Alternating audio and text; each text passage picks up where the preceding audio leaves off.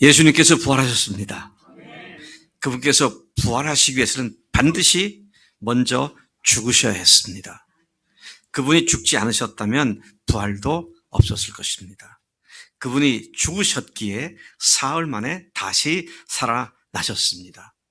이토록 복음의 본질 자체인 십자가의 죽음과 부활은 마치 동전의 양면과 같아서 어느 것 하나 존재하지 않고 하나가 독자적으로 존재할 수 있는 것은 아무것도 없습니다. 죽지 않으면 부활이 없습니다. 죽었지만 부활이 없으면 그것은 사기입니다. 죽지도 않았는데 부활했다는 말은 성립될 수 없는 말입니다. 어불성설이죠. 말이 되지 않는 것이죠. 반드시 죽어야 부활이 뒤따르게 되어 있습니다. 예수님이 부활하신 사실은 그분이 하나님이라는 사실을 명확하게 증명해 준 사건입니다. 만일 예수님이 하나님이 아니었다면 그는 희대의 종교 사기꾼에 불과했음이 분명합니다. 유대인들이 그분을 십자가에 못 박은 명백한 이유는 그분 자신을 하나님이라는 주장을 함으로 말미암아 신성 모독죄를 범했다는 이유로 그를 십자가에 처형하는 짓을 하게 되었습니다. 그리고 만일 그분이 그렇게 죽으신 그분이 부활하지 않았다면 자신이 하나님이라는 예수 자신의 주장은 한낱 사기꾼의 거짓말에 불과했을 것이 분명합니다. 그러나 그분은 부활하셨습니다.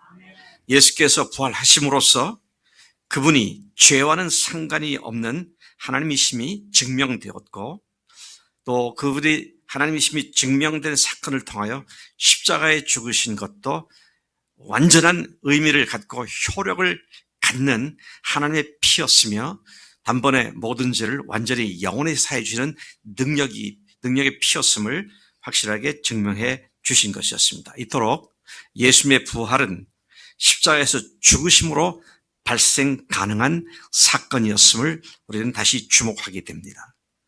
그러나 오늘 제가 죽어야 부활합니다라는 제목의 말씀은 예수님이 죽으셨기 때문에 부활하셨다라는 것이 초점이 있는 것이 아니고 그분을 주인으로 모신 우리가 죽지 않으면 부활하신 예수님의 그 부활의 능력으로 삶을 살아갈 수 없다는 데 초점이 있습니다. 많은 사람들이 예수님을 믿고 구원받았다고 기뻐하며 구원을 확신한다고 성경 구절을 그 배경으로 제시하면서 나는 이 말씀을 믿기 때문에 구원받았다고 말을 합니다.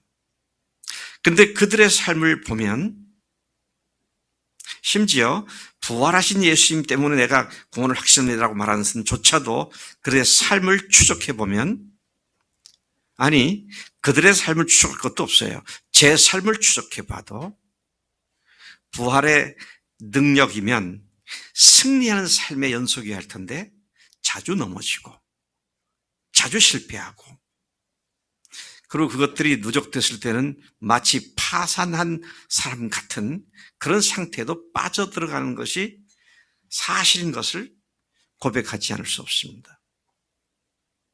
이것은 저에게 깊은 딜레마를 안겨주었습니다. 예수님이 십자가에 죽으실 때 우리의 모든 죄가 용서되었고 그분이 부활하심으로 그 사실이 확증되었고 그래서 예수님을 나의 주님이십니다. 나의 하나님이십니다라고 고백을 했음에도 불구하고 왜 여전히 또 죄를 짓는 일을 반복하고 있는가? 물론 우리는 100% 죄로부터 완전히 벗어나서 죄 짓지 않는 무흠하고 무죄한 삶을 산다는 것은 불가능한 일일 수 있습니다. 왜냐하면 우리가 여전히 육체 가운데 있기 때문입니다. 육신을 입고 살기 때문입니다. 그리고 마귀란 놈이 우는 사자, 으르렁거리는 사자처럼 계속 자기의 먹잇감을 노리면서 유혹을 하고 공격을 해오기 때문에 우리는 종종 넘어지기도 합니다. 그런데 그것이 평생에 걸쳐서 계속 반복되고만 있다면 뭔가 잘못된 것이죠. 죽을 때까지 계속 그러고 있다면 구원의 확신은 하는데 승리의 삶을 사는 것보다는 패배의 삶에 익숙해져 있다면 그것은 그리스도의 삶이 잘못된 것이다. 그런 결론을 내릴 수가 있습니다. 사실은 이런 문제 때문에 많은 그리스도인들이 굉장히 고통스러운 삶을 살고 있는 것 같습니다. 성경에서는 이 문제에 대해서 명확하게 답을 하셨고 또 그렇게 교육도 받았고 그렇게 믿는다고 하는데 실제는 그것이 안 돼서 모순된 삶을 살면서 그리고 그런 모습을 애써 감추기도 하고요. 애써 무시하면서 괜찮은 척하고 지나갈 뿐 그런 문제는 계속해서 우리의 심령을 갉아먹는 그런 일로 작용하고 있는 것을 볼 수 있다는 것이죠. 자, 이 일이 도대체 무엇 때문에 발생한 것이냐? 왜 이런 것인가? 하나님께서 이 일을 우리가 제대로 승리할 수 있기 위하여 성령님까지 보내주셨는데 삼위일체 하나님이신 성령님까지 보내주셨는데 왜 우리는 승리보다는 패배에 익숙한 삶을 살고 있으며 늘 그런 삶의 반복을 하고 있는가? 과연 그것이 그리스도의 정상적인 삶인가? 또 이런 생각을 하지 않을 수 없는 것입니다. 오늘 우리가 읽은 성경 본문 말씀은 승리하는 그리스도의 삶의 비결에 대해 말씀해 주고 있는 말씀인 것입니다. 이 본문 말씀은 침례의 의미를 설명해 준 말씀입니다. 침례교회가 침례를 강조하는 이유가 바로 이 말씀 때문인 것이죠. 저도 감리교에서 태어나서 쭉 자랐고요. 20살 될 때까지 장로교도 다니고 근데 침례교 목사님을 만나니까 분명히 제 성경에는 세례라고 되어 있는데 침례라고 바꾸고 읽더라고요. 근데 처음에는 제가 그분 성경과 제 성경이 다른가 싶어가지고 확인해 보니까 거기도 세례라고 되어 있는데 침례라고 읽더라고요. 그래서 저는 처음에는 참 고집불통의 사람이구나. 그걸 침례로 바꿔 읽어서 저렇게 하는가. 그리고 또 많은 주변에 있는 목사님들조차도 침례 교인들은 참 고집불통인 사람들이다. 예수님이 물로 침례를 줬다고 꼭 그렇게 해야 한다고 침례를 주장하는 것 같은데 그럼 요단강 가서 침례 받지 왜 여기서 한강에 물을 주느냐 뭐 그런 얘기도 하더라고요. 근데 나중에 제가 이 말씀을 공부하고 배우고 아는 가운데 깜짝 놀랐습니다. 의식이 중요하기 때문이 아니라 의식 속에 담긴 복음의 내용을 철저하게 그대로 믿자고 그렇게 한 것을 보았어요. 약간 제가 옆길로 잠깐 가겠습니다. 오늘날 전 세계 7천 몇 개 언어가 있다 그러는데 그들 중에 제가 기억하기로는 한 2천여 개 언어로 성경이 번역되어 있습니다.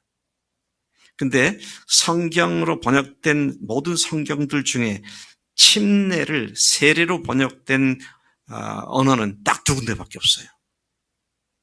하나는 물론 한국어고요. 또 하나는 중국어입니다. 제가 일본어는 어떻게 됐을까? 이제 일본어를 잘 모르니까 제 어머니한테 여쭤봤어요. 이 마태복음 28장 19, 20절에 가서 침례를 주고 그걸 읽으라고 하면 읽어보시라고 했더니 놀라운 그 발음을 하시더라고요. 침례를 주고 바프데스마 그러더라고요. 깜짝 놀랐어요. 바프데스마는 baptism, 영어로만 baptism을 일본 사람들은 야가 빠져가지고 원어로 번역을 했더라고요. 바프데스마. 전 세계 두 나라밖에 없습니다. 영어도 보면 baptism으로 되어 있죠. baptism. 그래서 우리 교회 이름도 영어로 바꾸면 The Lost Joy Baptist Church 그러잖아요. 근데 세례는 어떻게 합니까? 접시에 물을 담고 집례하는 목사님이 손가락으로 접시에 있는 물을 이렇게 찍어가지고 이렇게 손가락으로 집어서 머리 위에다 뿌리잖아요. 그래서 스프링클링이라고 하죠. 뿌린다고. 뭐 물 주는 기계 스프링클러가 있잖아요. 스프링클링이라고 말해요. 그 머리에서 이게 물이 쪼르륵 흘러내리잖아요. 그럼 뭘 상징하는 겁니까, 그게? 죄를 씻었다는 거죠. 근데 성경이 말하는 침례는 그런 의미가 아닙니다. 뭐예요? 내가 옛사람이, 죄를 지었던 옛사람이, 죄를 좋아했던 옛사람이 예수님과 함께 죽었고, 그 다음에 예수님과 함께 다시 새로운 삶으로 태어났다. 그걸 얘기하는 거거든요. 근데 죄 씻는 것으로 복음을 아주 그 내용을 확 줄여버리고 말았잖아요. 근데 복음의 내용은 죄를 짓는 내가 죽은 사람이다. 그리고 이제는 예수님께서 나의 주인 되셔서 이제는 내가 성령님과 함께 새로운 사람으로 태어난 존재가 되었습니다. 소위 말하는 born again, 중생한 그리스도 다시 태어났습니다. New creature, 새로 피조물 되었습니다. 이런 선언이, 이런 신앙 고백이 침례죠. 그런데 오늘 이 본문 말씀이 그 침례에 대한 의미를 설명하고 있는 것이죠.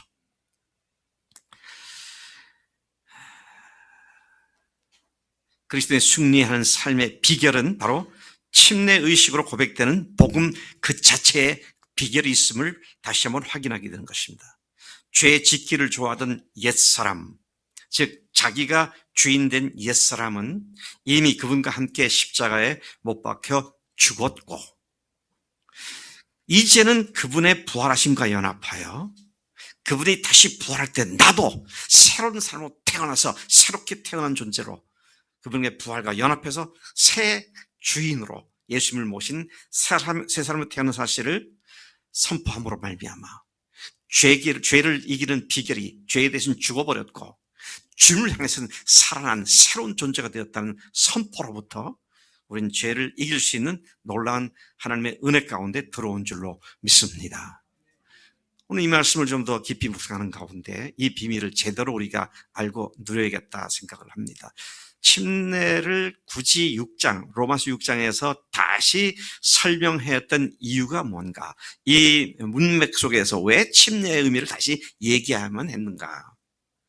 바울이 가만 보니까요, 로마에 있는 그리스도인들이나 고린도에 있는 그리스도인들이나 그리스도인들 중에 이 사람들 봐라, 죄에서도 구원받았으니까 죄를 짓지 않는 삶을 살아야 하는데 죄를 지으면서 한다는 얘기가 죄가 더한 것에 은혜가 더하니까 그러므로 우리가 죄를 지어도 은혜를 더 많이 받게 된다. 이런 말로 죄 짓는 걸 합리화하는구나. 너희들 부르신 건 더 이상 죄를 짓지 않게 하기 위해서인데 너희들이 예수님을 제대로 알아야겠다. 그래서 침례로부터 이제 설명을 하는 겁니다. 1절과 2절이 그걸 말하고 있죠. 그런즉 우리가 무슨 말을 하리요? 은혜를 더하게 하려고 죄에 거하겠느냐? 결코 그럴 수 없느니라. 죄에 대하여 죽은 우리가 어찌 그 가운데 더 살리요? 죄로부터 구원받은 사람이 죄로부터 벗어나서 이제는 죄와 상관없는 삶 가운데 살아야겠는데 교인들 중에 그렇지 않은 사람이 있으니까 너희들 똑바로 알아야겠다. 복음이 이런 거다 하면서 침례를 가지고 복음을 설명하기 시작을 한 것입니다. 그래서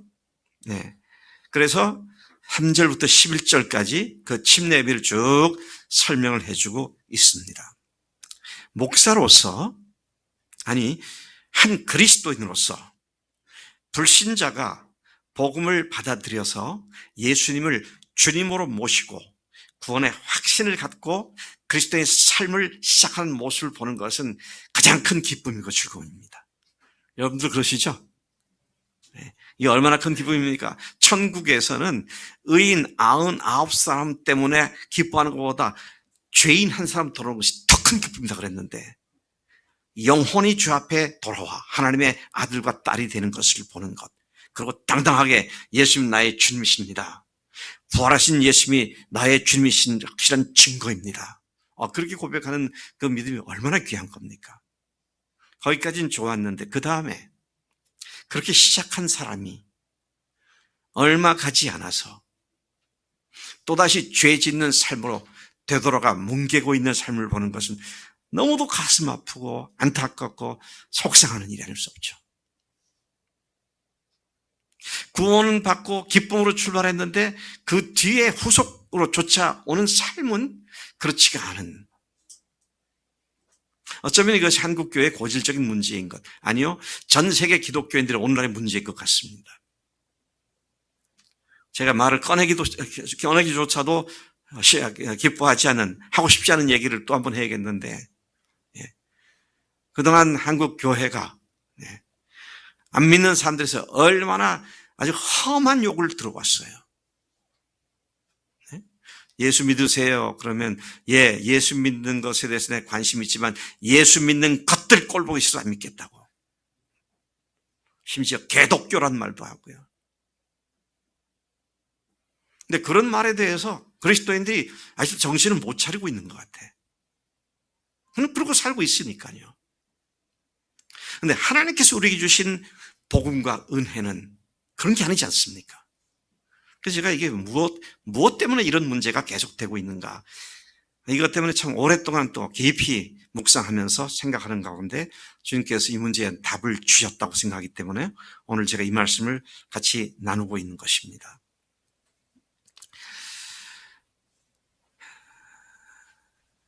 사도 바울은 이런 문제에 대한 처방전을 내렸어요. 이 문제에 대해서 거듭났다고 하는 사람들이 또다시 죄에 헤매고 있고 뭉개고 있는 것에 대한 처방전으로 침례의 의미를 설명한 것입니다. 우리가 다시 본문을 묵상하는 가운데 주님과 함께 죽은 사실, 그리고 그분과 함께 부활한 사실에 기초한 생명력을 회복하는 비결을 우리가 제대로 알고 우리가 그런 사람이 되고 또 다른 사람에게 그런 그리스도의 삶을 소개해주고 가르쳐주는 그런 삶이 되기를 간절히 소망합니다. 자, 이 말씀을 다시 돌아가고 3절부터 5절까지에 보면 예수님과 합하여 침례를 받은 우리는, 그러면서 두 가지를 얘기하고 있습니다. 그분과 합하여 침례를 받은 우리는 그의 죽으심과 합하여 침례를 받았다. 첫 번째는 그의 죽으심과 합하여 침례를 받았다. 두 번째는 죽으심과 합하여 침례를 받은 사건에 대한 설명을 또다시 하는데 그와 함께 장사되었다. 여러분, 죽은 사람은 죽었구나, 아이고 죽었네, 아이고 죽었네, 그걸 끝나는 것이 아니죠. 죽은 사람은 우리가 어떻게 합니까? 장사를 지냅니다. 장사를 지내죠. 죽은 사람은 시신을 처리해 줘야 합니다. 그래서 보니까 오늘 말씀에도 그리스도와 함께 연합해서 죽은 자가 되었고 그분과 함께 장사 지낸 바가 되었다. 완전히 죽어서 없어졌다는 얘기입니다. 자, 이 말씀을 제가 조금 더 뒤에 말씀을 드리겠습니다. 저는 우리 교회에서 침례를 받기 전에 이런 의미를 분명하게 가르치고 또 그 말씀에 동의하고 믿는다고 하는 분들에게 침례를 주었습니다. 또 침례를 준 당일에도 다시 예수님과 함께 죽었습니까? 예수님과 함께 다시 사신 것을 믿습니까? 전체 앞에서 묻기도 하죠. 그런데 머리는 알았어요. 근데 제가 갖고 있는 질문은 정말 죽었느냐는 겁니다. 정말 죽었느냐는 거예요. 아니, 목사님, 그렇게 물으면 정말 죽었다고 말할 사람이 몇이나 있겠어요? 그렇게 답이 나오겠죠. 네. 그럼에도 불구하고 제가 묻습니다. 정말 죽었는가?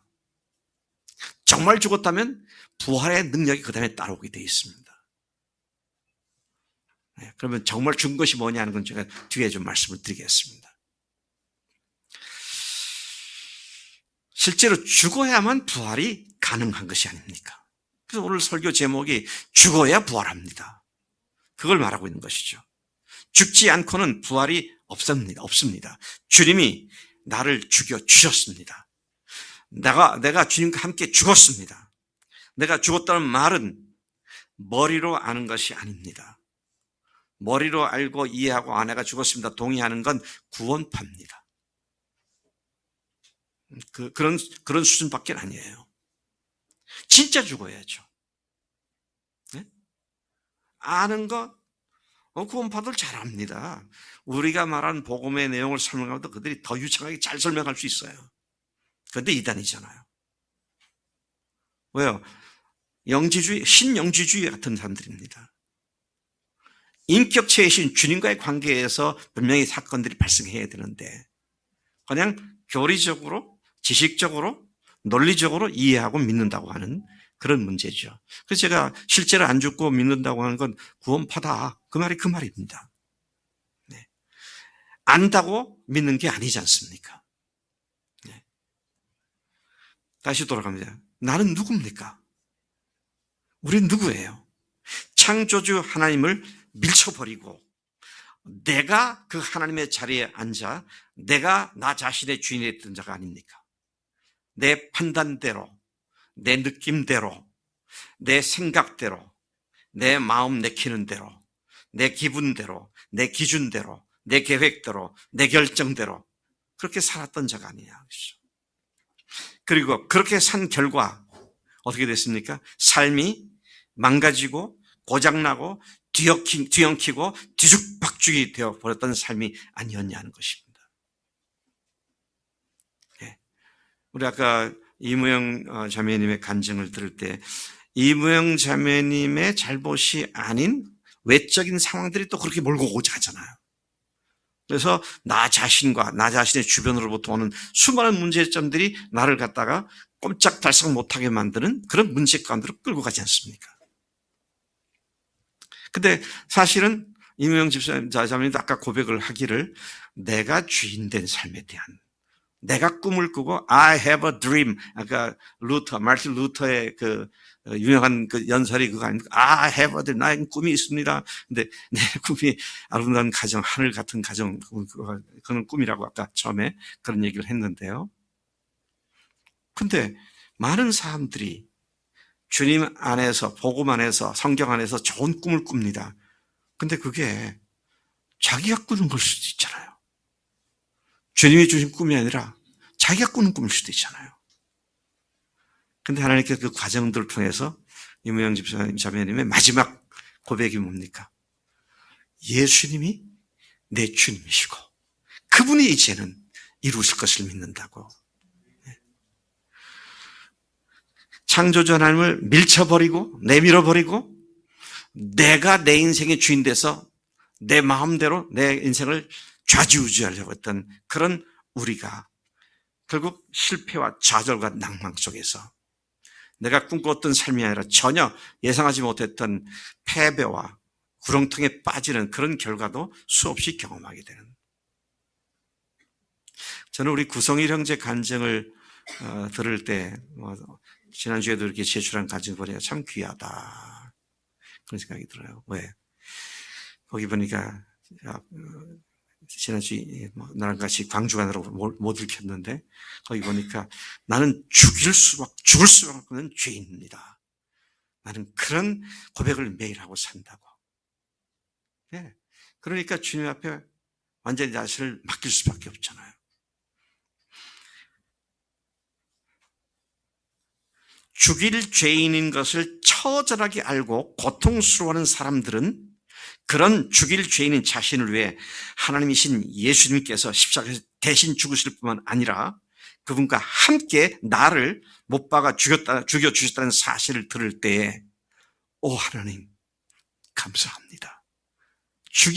마땅히 죽을 저를 위해서 예수님 대신 죽으시고 나를 죄에서 구원하셨고 나를 하나님의 자녀로 다시 태어나게 하심을 감사합니다.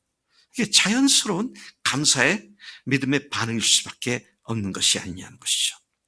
바로 이것을 우리가 잘 알고 있는 대부분 사람들이 처음 믿을 때 암송을 했던 구절 갈라디아 2장 20절이 그걸 말하고 있지 않습니까? 내가 그리스도와 함께 십자가에 못 박혔나니 십자가에 못 박혔다는 말은 어떻게 됐단 말입니까? 죽었다는 말입니다. 지금 오늘 처음 듣는 거 아니잖아요. 처음부터 들었던 얘기 아닙니까? 근데 제가 질문이 죽었느냐는 거예요. 정말 죽었느냐는 거예요. 자기가 죽었으면 자기 마음대로 살지 않죠. 네? 죄 짓는 건 자기가 죄에 따라서 유혹에 넘어가서 자기 마음대로 짓는 거잖아요. 자, 이런 딜레마가 우리가 갖고 있는 딜레마인데 과연 그건 풀지 못할 영원한 딜레마로 남을 것이냐? 그렇다면 복음은 복음이 아닙니다. 분명하게 하나님께서는 해결책을 주셨고 우리로 하여금 그 해결책을 취하라고 말씀하신 것이죠. 자, 한번 물어보십시다. 이제 내가 그리스도의 십자가에 못 박혀 죽었다 그랬고요. 갈라디아 2장 10절 했고, 아까 읽었던 6장 4절은 그리스도와 함께 죽었고 장사되었다 그랬습니다. 자, 아주 제가 어려운 질문을 하나 할게요. 누구한테 어려운 질문을 할까? 우리 현종 형제한테 물어봅시다. 네. 토요일 날 내가 이미 답을 얘기한 것 같아서 거시기하다만. 사람이 몇 번 죽습니까? 한 번 죽잖아요. 죽었다가 잘못해서 다시 또 살아나지는 않나요? 예수님 오실 때 사는 거 말고 한 번 죽습니다. 그런데 성경은 우리가 예수님과 죽었다고 말씀하세요. 그럼 죽었어요? 안 죽었어요? 확실하게 대답해야 합니다. 성경이 우리가 예수님과 함께 죽었다고 말씀하셨습니다. 우리가 죽었어요? 안 죽었어요? 죽었죠. 근데 또 죄 짓잖아요. 그러니까 사람들이 기도를 어떻게 하느냐. 죄를 또 짓고 나니까 하나님, 내가 살아났습니다. 나를 죽여 주시옵소서. 그리고 이제 또 회복된 것 같아요. 또 죄를 짓습니다. 하나님, 또 살아나셨네요. 하나님, 나를 죽여주십시오. 날마다 죽잖아요. 그게 죽을 때까지 그런 줄 알아. 그게 정상적인 그리스도의 삶인 줄 알아요. 그러면서 그들이 자주 인용하는 말씀, 그렇게 또 죽여달라고 날마다 죽겠다고 하는 그 말씀을 뒷받침하는 말씀으로 성경 말씀을 끌고 옵니다. 또 어디요? 고린도전서 15장 31절에 내가 날마다 죽노라 그러지 않았느냐고. 그래서 내가 날마다 죽는다고. 이런 세상에 이런 기가 막힌 얘기가 어디 있습니까? 왜요? 그 말씀은 그런 말씀이 아닙니다. 기가 막혀요. 우리가 성경 구절 하나를 달랑 알면은요, 전혀 반대로 생각할 수 있어요. 자, 다시 제가 그 말씀에 대한 얘기를 조금 설명드리겠습니다. 그게 어디 있다고요? 고린도전서 15장에 있습니다. 고린도전서 15장은 무슨 장인가요? 부활장입니다. 부활장이에요. 자, 사도 바울은 앞에서 부활이 없으면 우리 믿음도 헛거고 다 이렇다. 부활 때문에 우리가 소망을 갖고 있는 거다. 그런 얘기를 하다가 그 다음에 이제 31절에 가가지고 그런 부활의 소망을 믿고 있기 때문에 부활할 것을 믿고 있기 때문에 내가 날마다, 우리말로는 번역되게 날마다 죽노라. 이게 참 번역상의 큰 문제입니다. 제가 다른 다른 번역들과 영어 성경들을 다 대조해 봤어요. 근데 개정만 그렇게 다른 건 다 똑바로 돼 있더라고요. 어떻게 돼 있냐면요. 나는 그 부활을 믿고 부활의 소망을 갖고 있기 때문에 나는 날마다 죽는 자리에 들어간다는 겁니다. 순교의 자리에 들어간다는 얘기입니다. 이게 내가 죄져가지고 또 회개하고 또 죽고 이거 아닙니다. 그리고 32절에 뭐라고 되어 있냐면요. 31절에서 나는 죽는다고 그 소망이 있기 때문에 그 소망이 없다면, 부활하지 않는다면 내일 죽으려니 우리가 오늘 먹고 마시고 즐기자 그렇게 말하지 않겠느냐. 그런 맥 속에 나온 얘기예요. 그러니까 맨날 반복해서 거듭되는 죄를 짓고 또 그 문제를 갖다 또 다시는 죽이고. 그래서 누가 최근에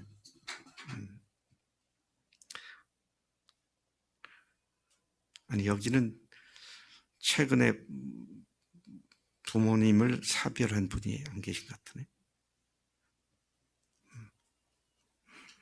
우리 박전사님한테 물어보십시다.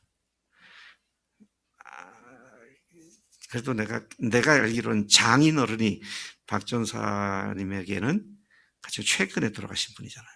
그렇죠? 장모님은 그동안 먼저 돌아가셨고, 장인 돌아가신 지가 몇 년 됐습니까? 한 4년? 2년? 그래도 비교적 최근이네요. 네.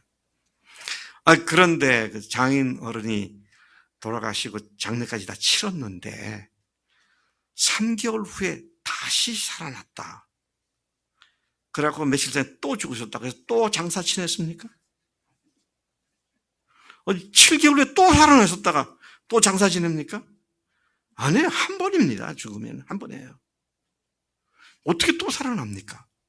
예수님으로 말미암아 마지막 때 주님 때문에 우리가 주님 만나기 위해서 부활하는 그것 말고 우리가 인간이 죽었다가 살아난다는 건 한 번입니다. 한 번 죽는 거예요. 근데 그리스도인들이 자기의 삶에 넘어지는 것 갖고는 말도 안 되는 여러 번 계속 죽는다는 말로 자기가 이렇게 피나는 싸움을 싸고 있다고 그렇게 얘기를 하고 있더라고요. 이거 심각한 오류가 있습니다. 제가 종종 얘기하잖아요. 말이 되게 믿자고. 말이 안 되는 겁니다. 네? 바울이 그렇게 말할 때도 부활하기 때문에 날마다 죽는 자리, 순교의 자리에 가지고 내가 조금 더 주저하지 않고 들어간다 이런 말이지. 죄 짓고 또 회개하고 또 다시 죽이고 그런 말이 아니다라는 것이죠. 자, 죽은 자는 특징이 뭔가요? 말이 없죠. 네. 우리 제광희 형제가 죽었다고 생각을 합시다. 그냥 이제 죽었어요. 그래서 내가 가가지고 야 제광희 이 XX야 그러면 가만히 있다가 벌떡해서 지금 뭐라 그랬습니까? 그렇게 반응하지 않죠. 뭐라 그랬더니 가만히 죽었으니까 그렇게 반응하지 않습니다. 죄에 대해 죽었다는 말은 무슨 말입니까? 죄에 대해서 일체 반응하지 않는 삶으로 들어갔다는 얘기죠. 이제는 하나님께로만 반응하는 삶을 사는 자가 되었다고 그러시죠. 근데 이제 우리가 죽었다고 그렇게 얘기하지만 사람들이 아멘이라고 말하지만 그 뒤에 점점 또 죽여달라고 계속하는 이유가 뭐냐 하면은요. 죽었다고 고백을 했는데 가만 보니 또 죄를 지어.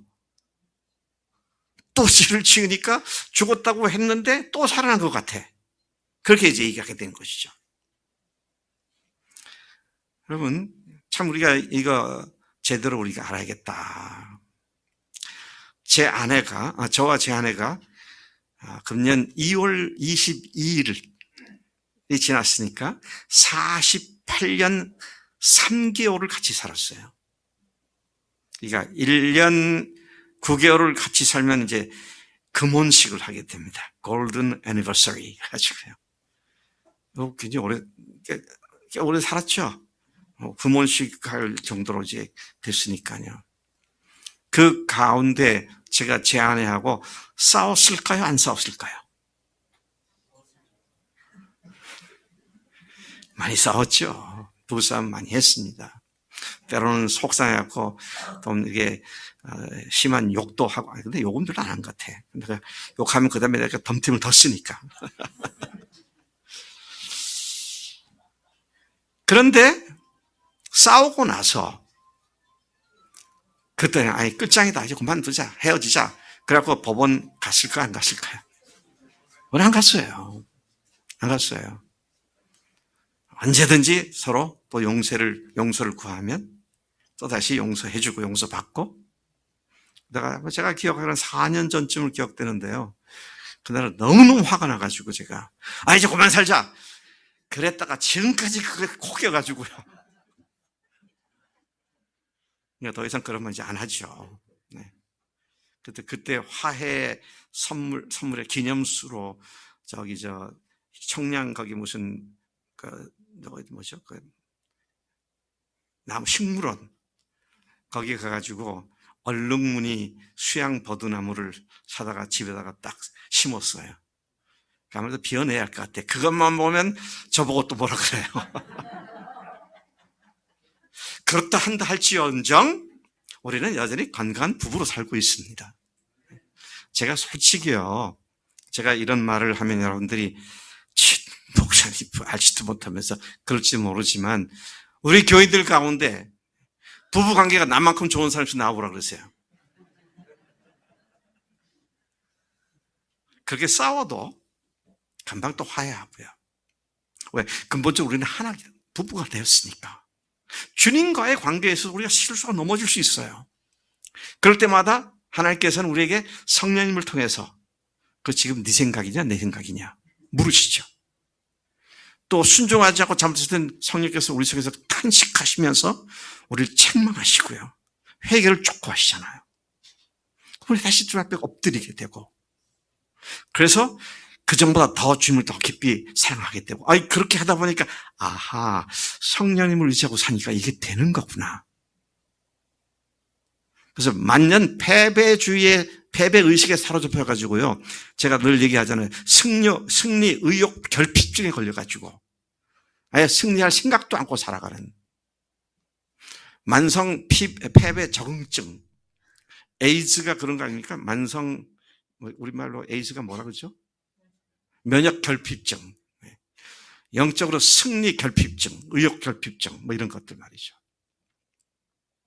근데 여러분, 예수님께서 죽은 자는 내가 죽었음을 알고 다시 죄 지으려고 마귀가 충동질 할 때에 내가 그 말을 듣지 않고 주님께 순종하는, 성령께 순종하는 그런 삶을 사는데, 그래도 넘어질 때가 있을 때는 성령께서 우리를 또 채찍질 하시고 경착시켜 주셔서 다시 이렇게 세우셔서 우리가 다시 사탄의 종로로 타는 자리에 들어가지 않게 되는 것이 그리스도인의 승리로운 삶의 비결인 줄로 믿습니다.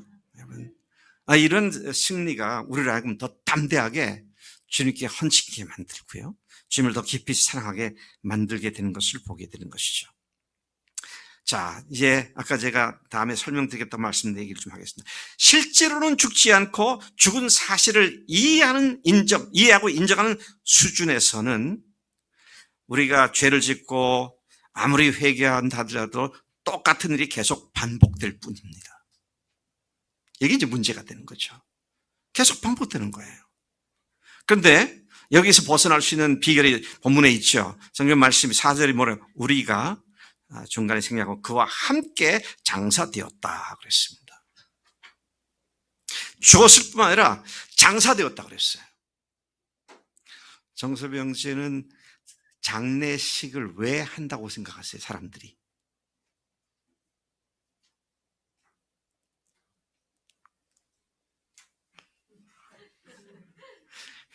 이게 이제 철학적인 질문은 아닌데. 예. 장례식을 왜 한다고 생각하세요, 여러분? 최소 두 가지 의미가 있다고 생각해요. 첫째는 내 사랑하는 가족, 친구를 천국으로 떠나보내는 환송 의미가 있죠. 믿다가 죽은 사람들은 하늘나라에 돌아가는 그 환송 예배를 드리는 거잖아요. 두 번째는 좀 아주 쿨하게 냉정하게 말을 해서 시신 처리를 하는 과정입니다. 그렇죠? 시신 처리를 어떻게 합니까? 요즘 되게 어떻게 해요? 화장을 합니다. 이런 세상에 흉악한 일이 어디 있어요? 자기 부모를 불에다 태워버려. 생각하면 끔찍한 일입니다, 이게요. 땅에 묻는 것도 끔찍한 일이에요. 왜? 부모를 어떻게 한다는 거잖아요. 근데 사람들이 그런 데 대해서 별로 양심의 가책 이런 거 없이 그렇게 합니다. 왜 그렇죠? 그것은 단순한 흙덩어리에 불과하기 때문이죠. 그래서 흙덩어리 시신을 처리하는 겁니다. 그러면 장례식을 치르고 나면 그 사람은, 죽은 사람은 그 가족들에게는 이제부터 잊혀지는 존재가 됩니다. 그렇죠? 네. 우리 강선우 형제 부친께서 이제 지난 12월 달에 돌아가셨으니까 5개월, 한 6개월, 5개월 이제 돼가는데 거의 됐네요. 얼마 전에 생신이셨잖아요. 생신이 됐으니까 인천을 갔습니까? 안 갔습니까? 자, 정확하게 간 곳을 얘기해야 합니다. 인천 가셨어요? 안 가셨어요? 당진 가셨잖아요. 뭐예요? 인천에는 안 계시니까. 그럼 당진은 왜 갔어요? 거기에 시신을 묻었으니까. 무슨 말입니까? 살아계시면 당연히 인천을 가죠. 근데 죽으셨으니까 당진을 간 겁니다. 무슨 말입니까? 시신 처리를 한 뒤에는 우리는 세상을 떠난 고인을, 죽은 사람을 살아있는 사람의 명단에서 빼내서 죽어있는 사람의 명단에 넣는 겁니다. 그렇죠? 살아있는 사람 속에서 더 이상 찾지 않습니다. 당연히 죽어있는 사람으로 알고 죽어있는 시신이 묻혀져 있는 그런 무덤을 찾아간다거나 그냥 앉아서 같이 고인을 추도하는 예배를 드린다거나 그러지 살아있는 줄 알고 그것에 가는 그런 일을 하지 않겠습니까? 자, 이게 11절 말씀입니다. 11절 한번 보겠습니다. 이와 같이 너희도 너희 자신을 죄에 대하는 죽은 자요 그리스도 예수 안에서 하나님에 대하여는 살아있는 자로 여길지어다. 여긴다는 말은 사실은 안 그런데 그런 식으로 생각해 버려라 그 말이 아니고요. 실제로 이제는 어떠한 분으로 어떤 사람으로 여겨야 하느냐라고 할 때 이제는 죄에 대해서는 죽은 자고 하나님을 대해서는 산 자로 스스로를 그렇게 여겨라 그러시죠. 자, 다시 처음 질문으로 돌아갑니다. 여러분 죽으셨어요? 실감이 납니까? 실감이 안 나잖아요. 죽은 줄 알았는데 또 죄를 지어. 아, 내가 살았나? 또 죽여주세요.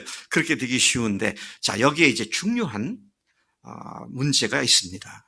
이것이 해결되면 정말로 이제 그것부터 벗어날 수 있는 건데, 뭐냐 하면, 내가 예수님과 함께 십자가에 죽었다. 그것도 2000년 전에 내가 이미 예수님과 함께 죽었다라는 말을 어떻게 고백을 할 수, 무엇에 근거해서 고백할 수 있습니까? 2000년을 가본 것도 아니고 지금 내가 죽어서 없어진 걸 내가 느껴지는 것도 아니고 근데 어떻게 무엇이 근거해서 내가 죽었다는 것을 선언할 수 있습니까? 믿음으로 하는 겁니다. 믿음으로 하는 거예요. 아니 목사님 뭐 그렇게 또 애매모호한 말을 하느냐. 아니요. 애매모호한 말 아닙니다. 제가 달리 말씀드려볼게요. 이번에는 우리 정경래 자매한테 물어볼게요. 예수님이 십자가에서 내 모든 죄를 대신에 죽으시고 부활하셔서 증명해서 내 죄가 용서됐음을 믿잖아요. 그렇게 믿었을 때 내 마음 상태가 죄로 가득 차 있던 것들이 다 없어진 것이 보였어요? 안 보였어요? 안 보였죠. 그래서 그거 본 사람 아무도 없어요. 그러면 어떻게 부활로 그렇게 얘기를 하는데 부활로 고백하는 것이 뭘로 고백하는 거예요? 믿음으로 고백하는 거예요.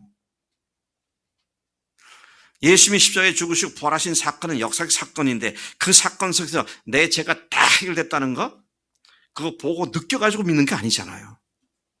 부활이 그것이구나 할 때 그러면 내 죄가 다 용서됐구나. 아멘. 그러면서 믿음으로 선포하는 거잖아요. 똑같이 그분이 십자가에 죽으실 때 나를 위해 죽으셨다는 사실 내가 그분과 함께 죽었다는 사실을 믿음으로 선포하는 겁니다. 네? 자꾸 우리는 느끼려고 그래요. 자꾸 우리는 뭔가 보려고 그럽니다. 근데 주님이 우리를 위해서 함께 죽으셨고 우리가 장사되었다고 말씀까지 하셨는데 근데 내가 안 죽은 것 같다면 뭔가 실감이 안 나고 증거가 잘 안 보이고 그래서 이제 그렇게 되는 거 아닙니까?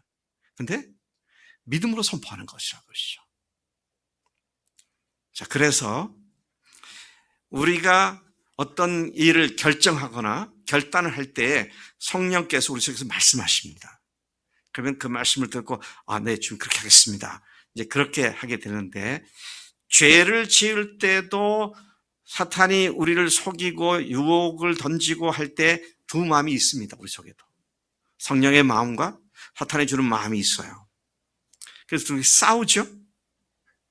이제 그럴 때 내가 어느 쪽을 편을 들어서 내가 행하느냐 할 때 죄의 편을 들면 빨리 생각해야 할 것은 나는 죽은 자지.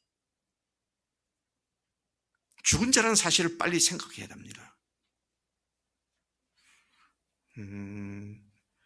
이것도 물어봐야겠네. 내가 죽은 자다. 우리 양재훈 형제는 최근에 내가 죽은 자지라는 생각을 언제 하신 것 같아요?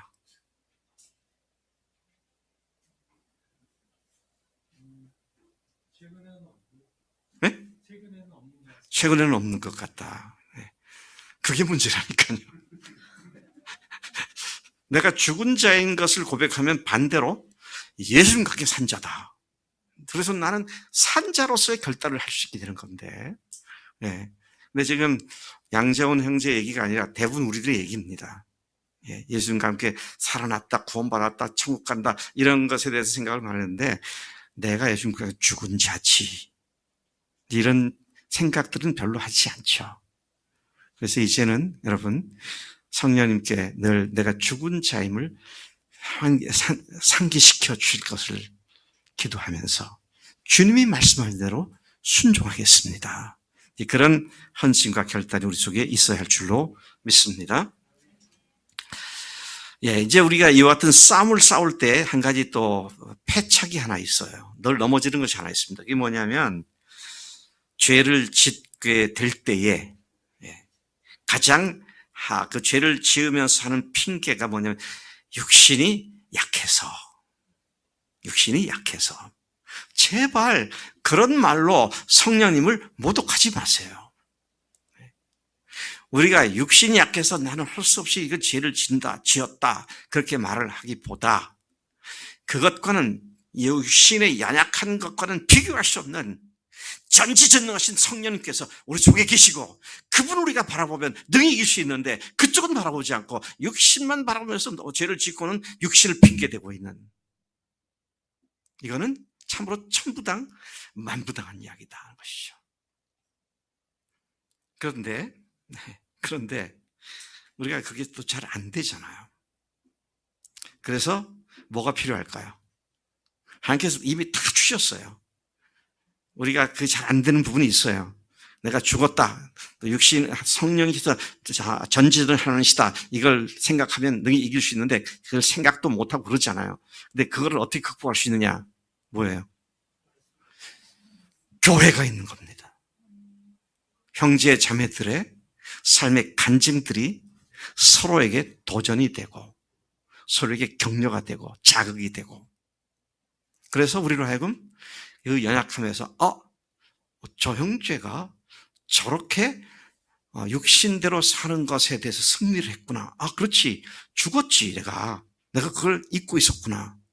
그래서 우리가 모일 때마다 같이 마디로서 또는 목장으로서 모일 때마다 서로 간증하고 교제하고, 이것이 우리를 하여금 그렇게 살 수 있게 해주는 것이죠. 그래서 죽은 자로서 이제는 하나님께로만 순종하고 살 수 있도록 하나님께서 주신 안전장치가 두 가지인데, 첫째는 성령님이시고요, 두 번째는 교회다 하는 것이죠. 그래서 우리가 주님과 함께 죽었다면, 믿음으로 선포했다고 한다면 이제는 죽은 자임을 항상 생각하면서 내가 노력해서 극복하려고 하지 않고 죽은 자로서 하나님께, 성령님께 의지하고, 혹 그래도 넘어진다 하면 빨리 회개하고, 우리가 걸려 넘어지게 되면요, 죄를 짓게 되면 우리 속에 계신 성령님은 뭐 하신 줄 아세요? 말할 수 없는 탄식으로 우리를 위해서 간구하고 계신다고 그랬습니다. 우리로 하여금 죄지지 않도록 말씀을 생각나게 하시고, 그래도 넘어지게 되면 다시 말할 수 없는 탄식으로 우리를 친히 간구해 주시는 그 성령님이 계시기 때문에, 그 하나님이신 성령님의 능력을 따라서 우리가 능히 승리하게 되는 삶을 사는 줄로 믿습니다. 자, 그것이 아까 우리 이명 자매님이 고백한, 마지막에 최종적으로 딱 고백한, 더 이상 내 노력이나 내 생각이나 내 힘이 아니라 오직 성령님께, 하나님께만 전폭적으로 그분이 나를 통해서 이루시게 되도록 의지합니다. 이것이 그리스도인의 승리의 비결이 된다는 것이죠.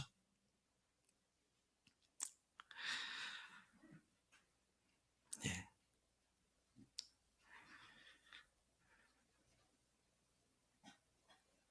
우리는 죽었다는 사실을 믿음으로 선포하고, 이제는 성령께 민감히 귀를 기울여서 그분께서 말씀을 통하여, 기도를 통하여, 형제 자매들을 통하여 우리에게 말씀하신 것을 빨리 깨닫고 돌아서서 주님께 순종하는, 회개하는 자리로 나가 다시 순종하는 자리로 나가는 우리가 될 때에 어떤 것도 우리를 넘어뜨리거나 거침이 있을 수 없다고 하는 이 믿음에 굳게 서서 주님께로만 달려가기를 축복합니다.